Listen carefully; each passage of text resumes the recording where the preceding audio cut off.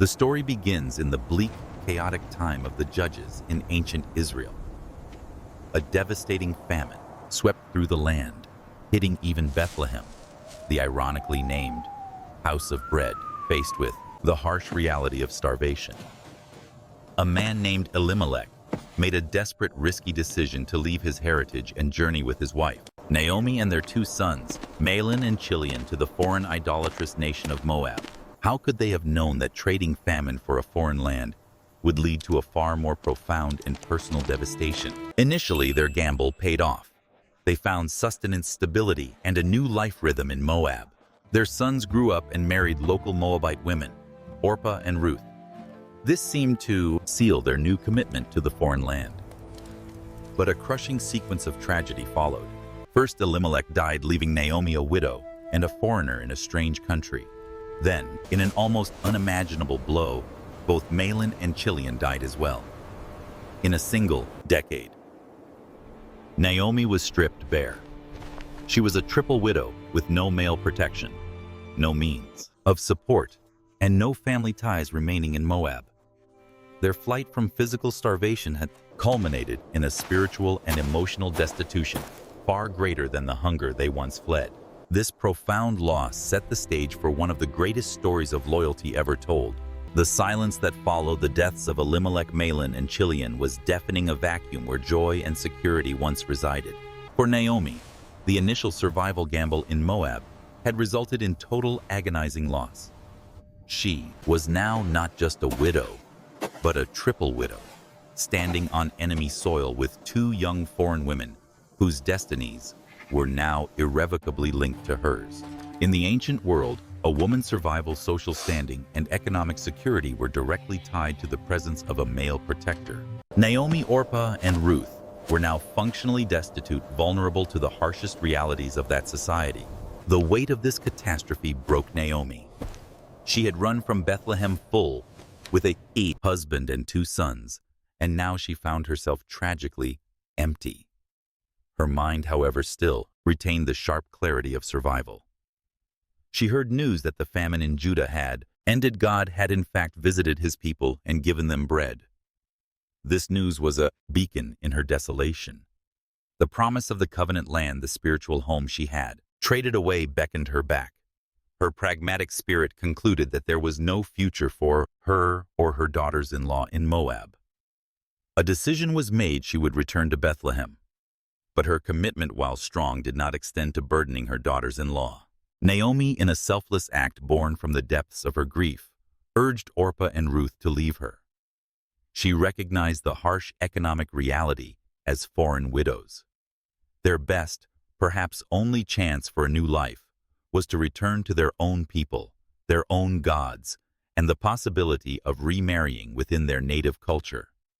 It was a heart-wrenching moment of separation, driven by love and a brutal assessment of their prospects. She gave them her deepest blessing, praying that the Lord would grant them security in the homes of new husbands. Orpah, weeping but realistic, kissed her mother-in-law goodbye. The path of least resistance, the path of logic and cultural safety, was chosen. But for Ruth, the decision was not yet final. The moment Orpah turned back toward Moab and her potential future, the narrative focused entirely on Ruth, bringing the entire weight of the story onto her shoulders. Naomi, heartbroken but insistent on acting in her daughter-in-law's best interest, delivered her final, most urgent plea to Ruth. "Behold, your sister-in-law has gone back to her people and to her gods. Return after your sister-in-law." This plea was not a polite suggestion. It was a firm, desperate command intended to free Ruth from the inevitable hardship that awaited both of them in impoverished Judah. Naomi loved Ruth deeply, but her love manifested as a brutal realism. She was essentially saying, "I am a cursed woman, bitter and empty. Do not tie your young life to my withered fate." She offered Ruth a clear, culturally sanctioned path to security: go home, remarry, and find happiness. What followed, however, transcended cultural obligation, filial duty, and even logic. Ruth, a Moabitess, an outsider, from a people historically viewed with suspicion by Israel, delivered one of the most powerful, enduring declarations of commitment found anywhere in literature. It was a rejection of self-interest, a refusal of the easier path, and an embracing of a destiny defined purely by sacrificial love. She did not simply weep or nod her agreement. She clung to Naomi, refusing to be dismissed.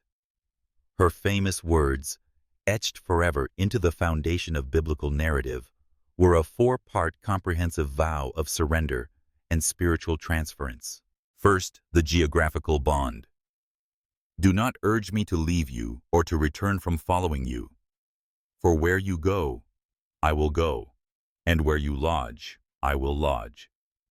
This wasn't merely a travel plan.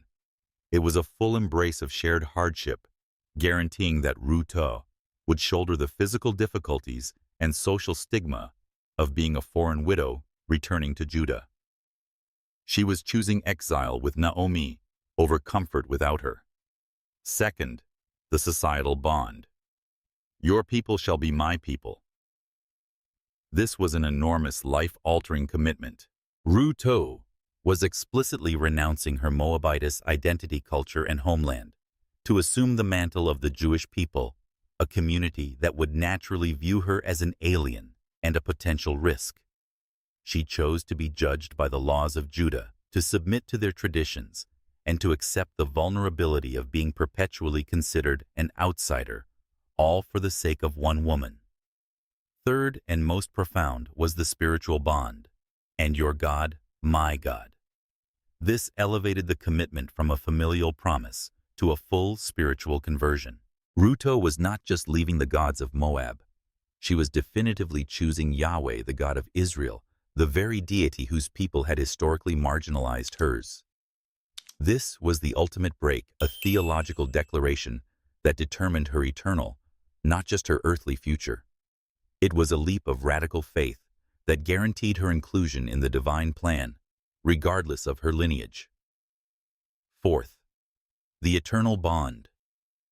Where you die, I will die, and there will I be buried.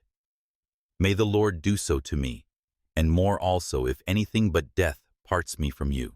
This final clause acted as a powerful self-invoked curse, a covenant seal guaranteeing that her fidelity would last literally until her grave.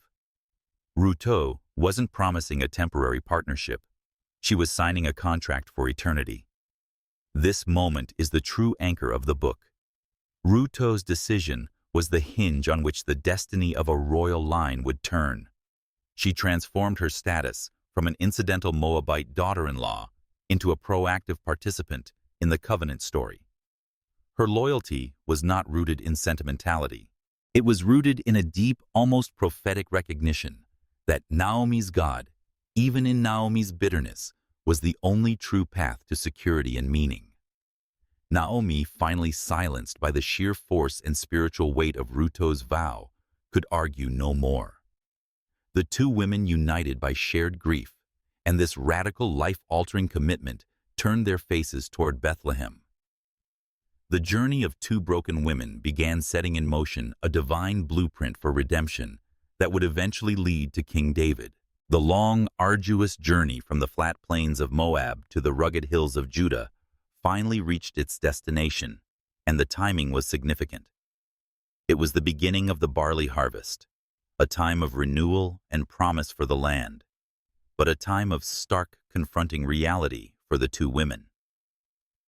As Naomi and Ruth entered the bustling gates of Bethlehem, a palpable hush fell over the town, swiftly replaced by murmurs and a flurry of activity. Their arrival was not a quiet return. It was a societal earthquake. The women of the town, recognizing the gaunt, aged figure, cried out in disbelief and pity. "Is this Naomi?" The scene was a visceral challenge to the town's history of peace and plenty. It had been 10 years since Naomi left full with a husband and 2 sons, and now she returned visibly broken.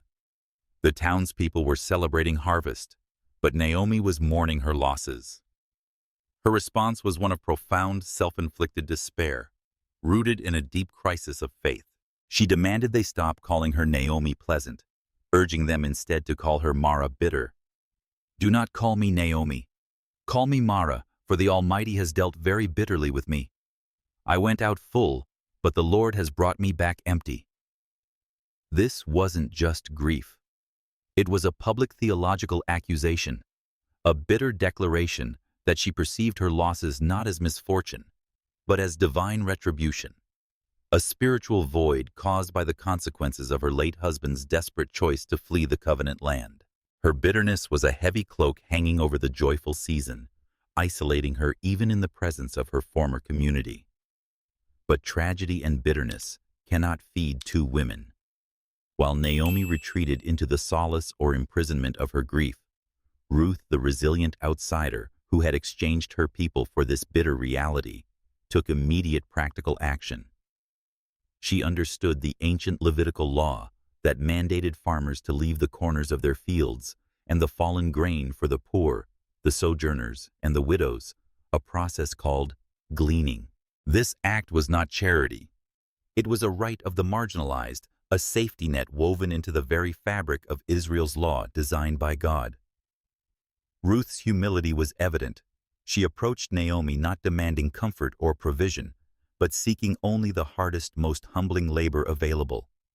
"Please let me go to the field and glean among the ears of grain after him, in whose sight I may find favor."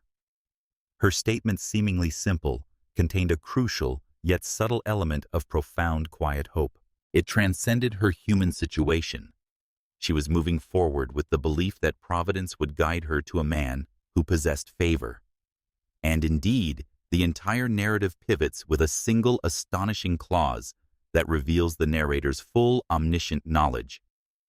"And she happened to come to the part of the field belonging to Boaz, who was of the family of Elimelech." The phrase, "she happened to come," is the literary nexus where the human element of chance meets the divine blueprint of destiny. To human eyes, Ruth simply wandered randomly into a field adjacent to the town. But the omniscient narrator reveals the truth behind the apparent randomness. This was no coincidence. It was the orchestrated moment of divine intervention. Ruth, the foreign widow, with no claim or connection other than an exiled lineage, had, by the unseen hand of God, been directed straight to the field of Boaz. And who was Boaz? He was not just a wealthy landowner whose crops were ripe for harvest. He was a kinsman redeemer goel in Hebrew, a relative obligated by sacred law to restore the lineage, land, and security of his deceased kin, Elimelech. The entire arc of the redemption story hinged on this single, ostensibly random walk. Had Ruth turned left instead of right, had Boaz been delayed in the city, the lineage of King David, and ultimately, the messianic line might have been irreparably broken. This encounter was the carefully staged meeting of desperation, Ruth's need and duty, Boaz's position. Ruth was focused only on the ground, picking up individual stalks of barley. She was utterly unaware she was standing on the threshold of her destiny. The stage was now perfectly set for the man who would prove that God's plan often operates through the quiet diligence of the faithful and the generous integrity of the righteous. The tragedy of Moab was about to be undone by the simple life-saving law of the harvest. The sun climbed higher, illuminating the harvest, but also the sheer vulnerability of Ruth working alone. Then the ground shifted. Boaz arrived. He wasn't just a farmer. He was a man of immense stature, a pillar of justice and piety in Bethlehem. His presence alone commanded respect, yet his demeanor was one of warm ancestral protection. He immediately noticed the diligent foreigner, and upon hearing the full selfless story of her commitment to Naomi, he was profoundly moved. Boaz didn't offer mere charity. He offered covenant favor. He ensured her absolute safety in his fields. He commanded his servants to protect her, and crucially instructed them to deliberately leave handfuls of valuable grain for her, a radical act that turned the meager law of gleaning into an overflowing bounty. When Ruth asked why she, a Moabitess, had found such grace, Boaz responded with the heart of the story. He recognized her, not by her nationality, but by her faith. "May the Lord, the God of Israel, under whose wings you have come to take refuge, reward your work fully," he declared. The reward was instantaneous. Ruth returned to Naomi with an unprecedented haul. Hearing the name Boaz, Naomi's bitterness vanished in a flash of recognition. "The man is a close relative of ours, one of our redeemers." The random walk to the field was suddenly revealed to be divine direction. The impossible had become probable. Their tragedy now had a legal, righteous path to redemption. The discovery that Boaz was a kinsman-redeemer goal immediately transformed Naomi from a grieving, passive widow into a sharp, strategic planner. She understood that kindness alone would not secure Ruth's future. Only a formal legal transaction could achieve redemption and restore the family lineage. The concept of the goal was multifaceted. He was responsible for avenging blood, redeeming property, and crucially, marrying a deceased relative's widow. Levirate marriage to raise up an heir for the dead man. Naomi knew this was their only pathway out of destitution and alienation. Naomi took charge, crafting a plan that was both daring and deeply symbolic. It was a move that pushed Ruth's loyalty and courage to their absolute limit.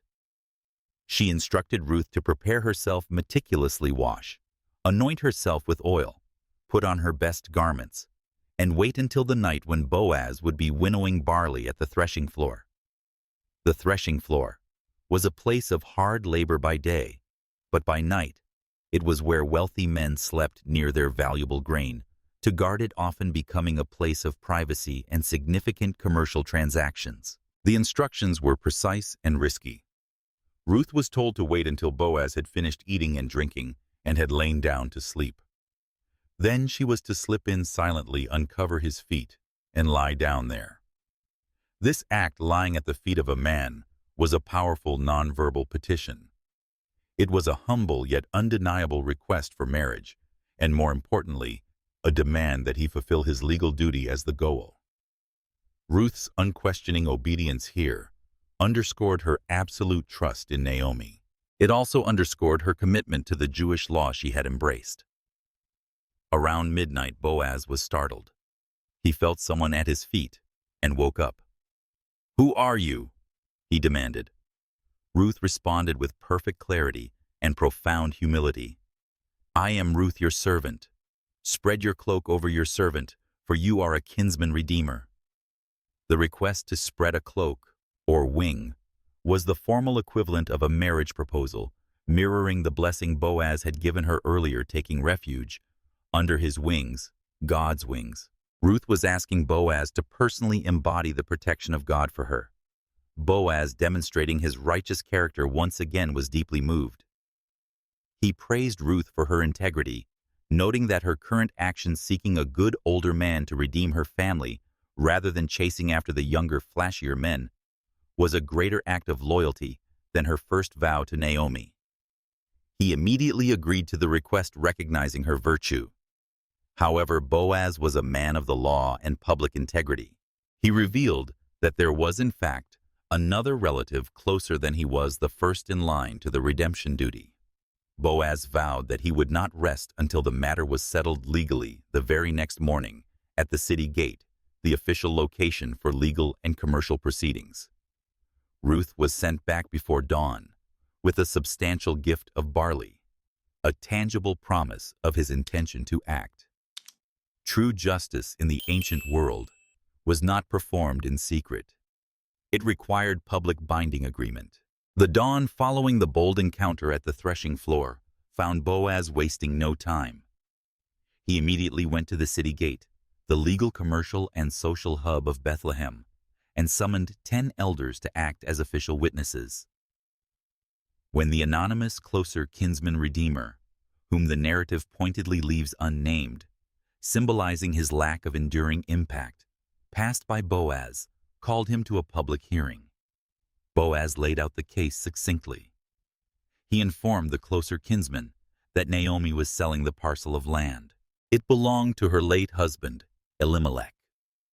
Under the law, the nearest relative had the right and obligation to buy back the land. The kinsman initially agreed, seeing only the financial benefit of acquiring the property. However, Boaz then revealed the crucial catch, the tether that bound the land to the lineage. On the day you buy the field from the hand of Naomi, you also acquire Ruth the Moabitess, the widow of the deceased, in order to perpetuate the name of the deceased upon his inheritance. The duty of redemption was inextricably linked to the duty of the levirate marriage. If the kinsman redeemed the land, he must also marry Ruth, and any son born to them would be considered the heir of Mahlon, Ruth's first husband, thus legally tying his own assets to the continuation of the deceased man's line. Faced with this responsibility, the risk of impairing his own inheritance by mixing it with that of an impoverished Moabitess and potentially sacrificing his own firstborn's claim, the closer kinsman recoiled. He officially relinquished his right of redemption, publicly removing his sandal and handing it to Boaz as a ceremonial seal, legally transferring the right and duty to Boaz. Before the 10 elders and the entire public gathered at the gate, Boaz triumphantly declared his intentions. He announced that he had now legally acquired everything that belonged to Elimelech and his 2 sons Mahlon and Chilion. Crucially, he affirmed his commitment to acquire Ruth the Moabitess, the widow of Mahlon, to be my wife. It was in order to raise up the name of the deceased on his inheritance. The onlookers blessed the union, praying that Ruth, who came from a hostile nation, would become like Rachel and Leah, the great mothers of Israel. The redemption was complete.